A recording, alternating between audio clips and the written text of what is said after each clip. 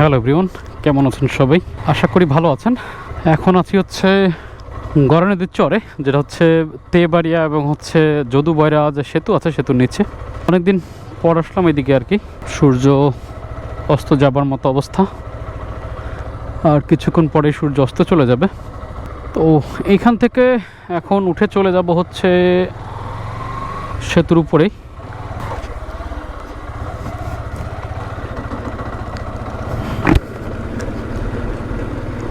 যাই হোক, চর থেকে উঠে আসলাম।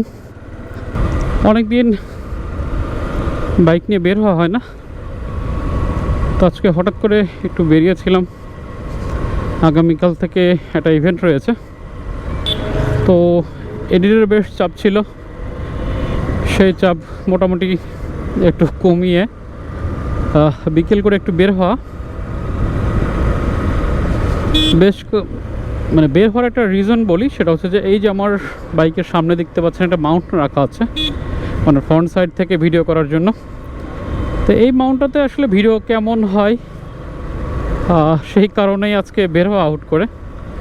তো ভাবলাম অনেকদিন কুমারখালীতে আসা হয় না, একা একাই আসলাম আর কি। ব্রিজের নিচের দিকে বেশ ভালো একটা পরিবেশ,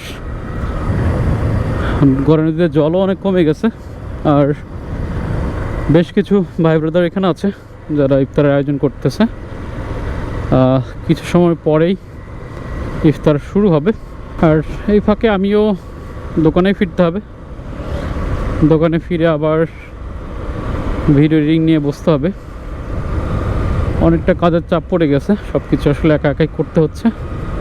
আর এই সেতুটাকে অনেকেই কুমারখালীর ভাইরাল সত্যি হিসেবেই চেনে, কারণ অনেক কন্টেন্ট ক্রিয়েটরই এখান থেকে ভিডিও বানিয়ে বা রিলস বানিয়ে বেশ ভালো পরিমাণের রিচ এঙ্গেজমেন্ট ঘটিয়েছে তাদের ফেসবুক আইডি বা পেজ বা প্রোফাইল থেকে, যার জন্যে এই সেতুটার নামই হয়ে গেছে কুমারখালীর ভাইরাল সেতু।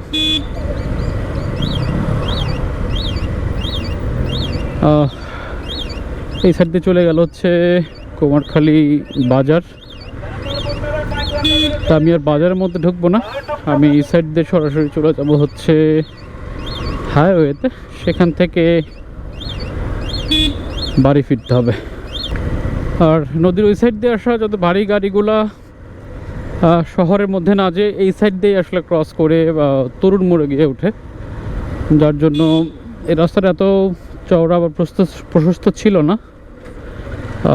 বড় গাড়িগুলোর জন্যই রাস্তাটাকে বেশ চওড়া করা হয়েছে।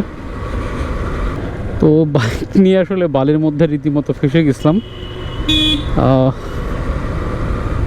অনেকটা ঢাল ছিল, আর আমি হচ্ছে যে ভুলটা করছি সেটা হচ্ছে যে সাইডে বালুর ধসটা বেশি ছিল, আমি আসলে যাওয়ার রাস্তা বুঝে উঠতে পারিনি। ওই রাস্তা দিয়ে তুলে দেওয়ার কারণে আমার বাইকের পিছন চাকা বালুতে আটকে যায়। যে কোনো কিছু আসলে অভিজ্ঞতা অনেক বড় কিছু। আমরা যারা হাইওয়েতে চলি তারা আসলে এক ধরনের অভিজ্ঞতা অর্জন করি, যারা গ্রামে চলে। অনেকে দেখবেন যে কুয়াকাটাতে কিন্তু সাগর পাড়ে কিন্তু প্লাটিনা নিয়ে 2-3 জন নিয়ে আনা আসে, তারা রাইড করে চলে, তারা কোনো কিছু মনে করে না। বাট আমরা যদি হুট করে যাই তাহলে কিন্তু আমাদের জন্য অনেক বেশি ঝুঁকিপূর্ণ। ট্রেন আসছে সম্ভবত।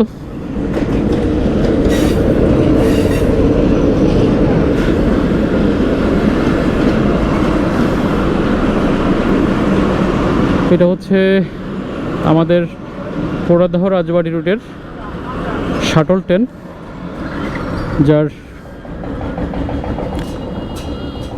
খোকসা থেকে কুষ্টের ভাড়া মাত্র 5 টাকা।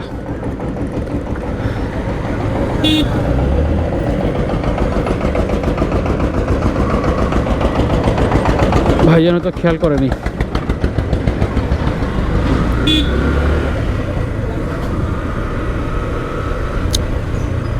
তো যে কথা বলতেছিলাম, যে আপনি যত চলবেন ততই শিখবেন। কারণ আমি আসলে বালুতে বা হেরিং রাস্তায় খুব একটা অভ্যস্ত না।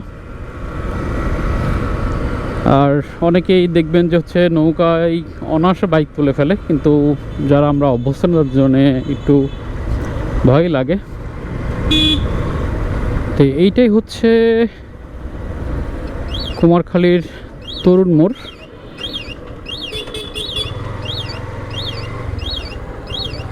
আপনার সেতু পাড়ি দিয়ে যদুবাড়ি থেকে যতগুলো ভারী গাড়ি আসে ওই সাইড থেকে, যেমন সান্দিয়ারা, পান্টি, সব গাড়িগুলো আসলে এখানে এসে ওঠে।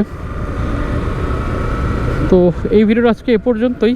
দেখাবে নতুন কোনো ভিডিও নিয়ে। ততক্ষণ ভালো থাকবেন, সবাই সুস্থ থাকবেন।